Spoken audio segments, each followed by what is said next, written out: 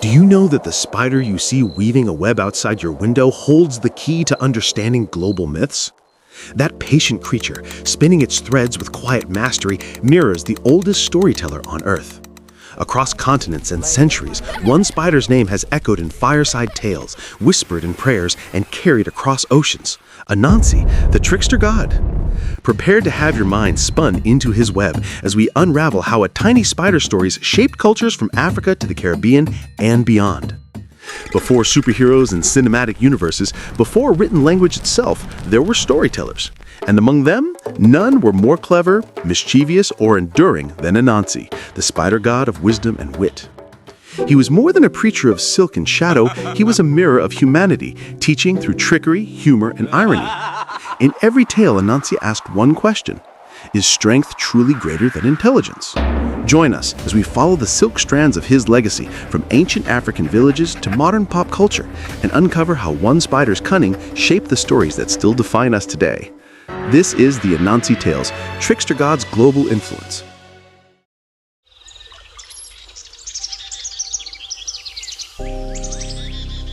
Our story begins in the humid heart of West Africa, where golden rays of sunlight pierce through the emerald canopy of the Ghanaian forest. The air is thick with the hum of cicadas, and the scent of rain clings to the earth. Here, among ancient trees and flowing rivers, myth and life intertwine seamlessly. This is the cradle of Anansi, the spider god, the master weaver of stories, the cunning trickster who dances between the divine and the mortal. To the Akan people, especially the Ashanti of Ghana, Anansi was far more than an insect crawling through the underbrush. He was a being of dual nature, half man, half spider, his 8 legs symbolizing balance, adaptability, and the many paths of wisdom. They called him Kwaku Anansi, meaning Anansi born on a Wednesday, the day associated with cleverness and communication. Where others saw danger and chaos, Anansi saw opportunity. He was not a god of war, nor of thunder or strength. He wielded no spear, commanded no army, and ruled over no land. Yet in his laughter and his tricks, he held a power greater than any weapon, the power of intellect. He taught that wit could topple giants, that a well-timed story could conquer fear, and that cleverness could unbind chains that brute strength could not break. To his people, Anansi was not just a character from a tale, he was a cultural compass, pointing toward the values that shaped a civilization.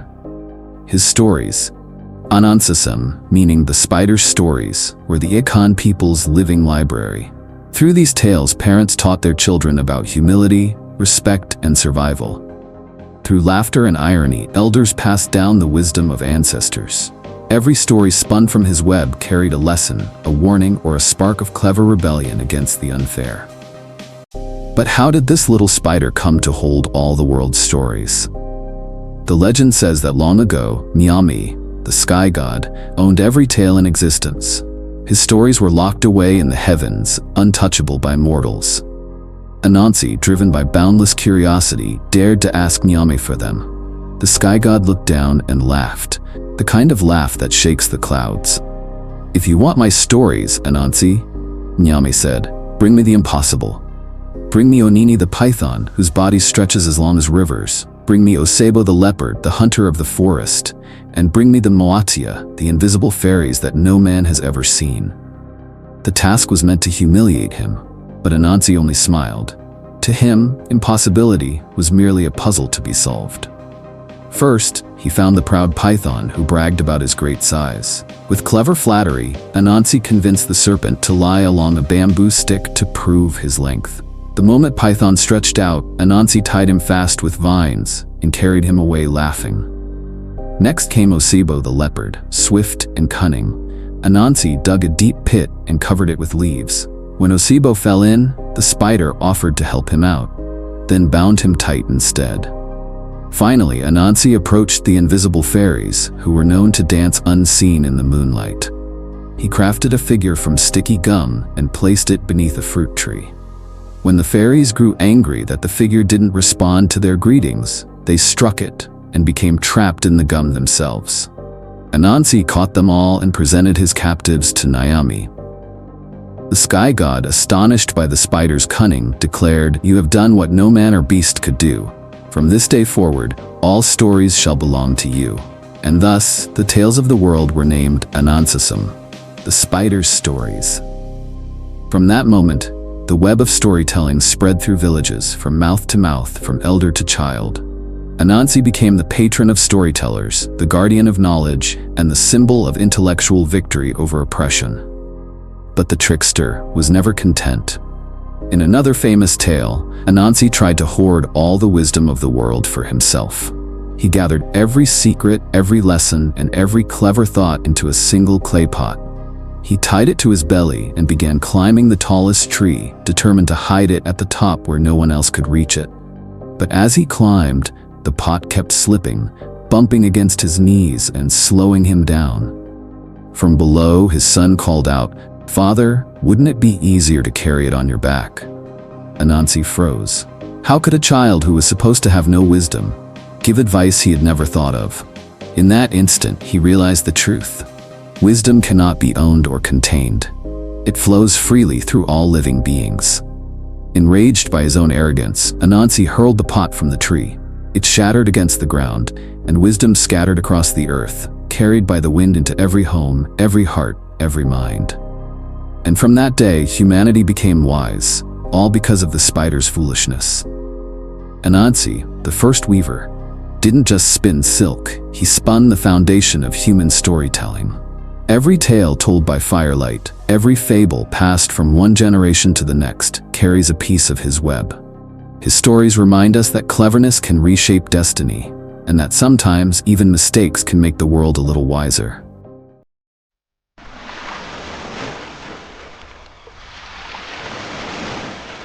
Centuries passed, and the winds over West Africa carried whispers of sorrow. A new darkness loomed, not of myth, but of men. When millions of Africans were torn from their villages, shackled, and forced onto ships bound for the unknown, they lost nearly everything: their land, their names, their freedom. But one thing they refused to leave behind was their stories. Hidden in memory, carried in song, and spoken softly beneath the creak of wooden decks, Anansi crossed the Atlantic too. He clung to the hearts of those who remembered, the mothers who sang to their children in secret, the elders who told tales by moonlight after the overseer's whip had fallen silent. On the slave ships, Anansi was a whisper, a spark of wit in the suffocating dark. And when they reached the plantations of the New World, that whisper became a lifeline. In the fields, where backbreaking labor sought to break spirits, Anansi's stories became something more. They were lessons disguised as laughter, rebellion hidden inside riddles. When the enslaved could not fight with weapons, they fought with words. When they could not win through strength, they triumphed through cleverness. And Anansi, the spider who trapped gods, became their champion once again. Across the Caribbean, his name changed, but his spirit endured.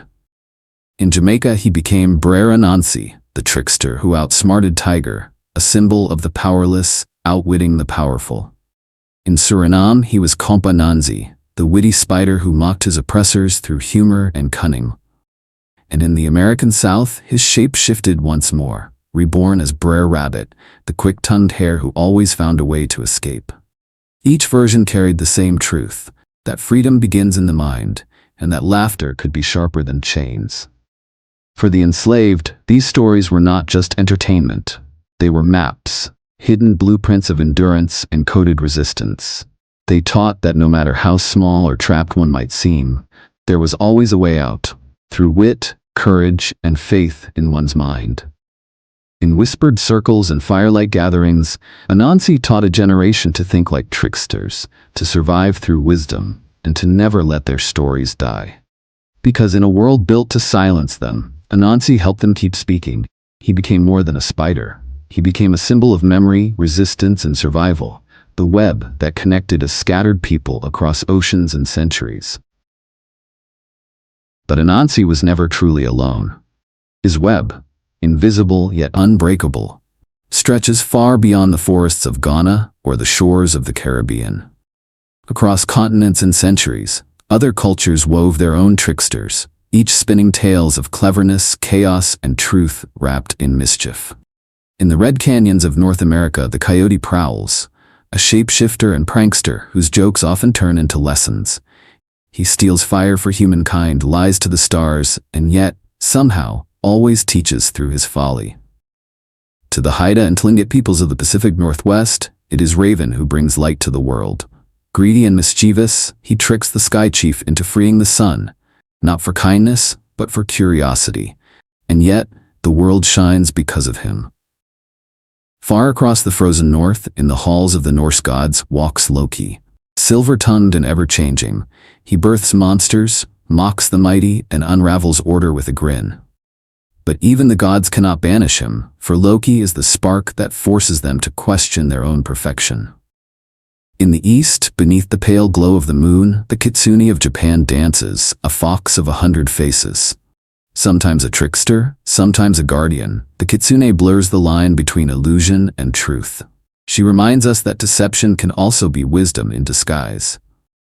And in the sacred pantheon of the Yoruba people, Eshu stands at the crossroads, the divine messenger and master of mischief. He is chaos and order intertwined, the one who teaches that communication and confusion often walk hand in hand.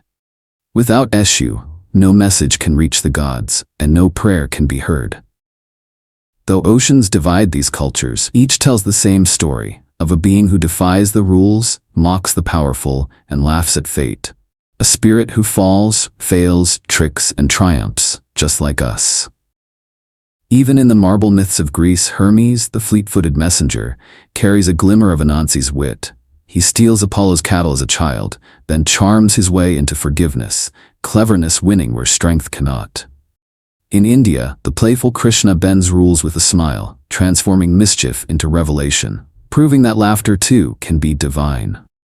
And in China, the fiery Sun Wukong, the Monkey King, dares to rebel against heaven itself, a cosmic reflection of Anansi's defiance, a celebration of rebellion against blind authority. The spider's web, it seems, stretches farther than anyone ever imagined, threading through myths, across mountains, deserts, and seas, connecting the clever, the curious, and the brave. Why does the trickster endure? Because he is us. He stumbles, cheats, questions, and dreams, unafraid to break the rules if it means discovering something new. The trickster lives in the space between foolishness and genius, between rebellion and revelation. Anansi, like all his kin, reminds us that wisdom does not live in obedience, but in imagination. He is the laughter in hardship, the courage to question, and the voice that dares to say, perhaps the world isn't as it seems. Centuries may have passed since the first Anansi tales were whispered beneath the moonlit trees of Ghana, but the spider has never stopped spinning. His web has only grown wider, stretching from oral tradition to the glowing screens of our modern world. Today, Anansi lives in unexpected places. He slips between the lines of Neil Gaiman's Anansi Boys, reborn as Mr. Nancy, a smooth-talking, suit-wearing deity who bends destiny with a grin. In that story, Anansi is not a relic of the past. He's a living god, using charm, humor, and chaos to rewrite the modern myth of identity and power. He also stalks the pages of Marvel Comics, where gods and heroes clash, a trickster among titans, reminding readers that cunning often triumphs where brute strength fails. Beyond the bookshelves, Anansi's laughter ripples through animated films, television shows, and video games. In classrooms across the Caribbean, children still giggle as they hear how the clever spider outsmarted Tiger or saved the world's stories from the sky god. In the digital realm, storytellers, animators, and even meme creators breathe new life into him, crafting short tales that echo his old lessons in modern forms of humor and rebellion. Anansi has found a strange, perfect home in the 21st century, the age of the internet, a literal web of human connection. If you look closely, the metaphor is almost poetic, a vast, unseen network linking people, stories, and ideas, spreading across the world in seconds. Just as Anansi once spread wisdom through tales. It's as if the spider god has evolved once more, no longer crawling through forests but through fiber optic cables and social networks. Some even call him the god of the digital age, the spirit of storytelling reborn in every post, every video, every shared moment that connects one human to another. Artists, writers, and creators continue to reinterpret him in new ways. To some, he's a cosmic storyteller, weaving galaxies with his silk, holding the universe together through narrative. To others, he's a cyber trickster, hacking systems of control and exposing the arrogance of modern gods, corporations, governments, or algorithms. Each version keeps the heart of Anansi alive. Wit over might, mind over muscle, voice over silence. Through every retelling, Anansi whispers the same timeless truth, that cleverness can unseat power, that a story can outlive an empire, and that even the smallest voice, if it dares to speak, can reshape the world. His web endures, shimmering through myths, media, and minds, a reminder that storytelling is not just entertainment, but survival, and that every time we share a story, we too become part of Anansi's web.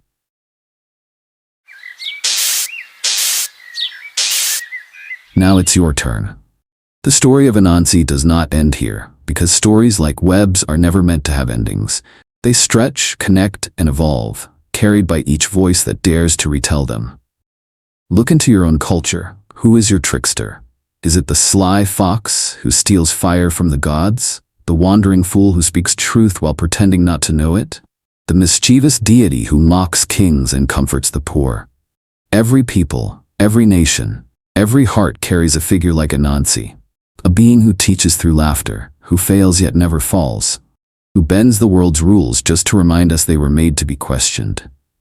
These tricksters, Coyote, Loki, Eshu, Kitsune, Krishna, or the humble village fool, are reflections of the same spirit, the human instinct to survive through cleverness, to challenge power with imagination, and to use humor as a form of resistance. They are the storyteller's ancestors, the keepers of wisdom disguised as jesters. Stories, after all, are more than myths. They are maps of survival, drawn in words and passed through generations. They guide us through history, hardship, and hope. They remind us that even in darkness, a spark of laughter can become a light. That sometimes, defiance begins with a smile. When we tell stories, we are doing what Anansi did, spinning threads of meaning in a chaotic world. Each tale you tell, each memory you share, adds another strand to the web of humanity. And somewhere in that vast weave of voices and dreams, Anansi is still listening, still laughing, still spinning.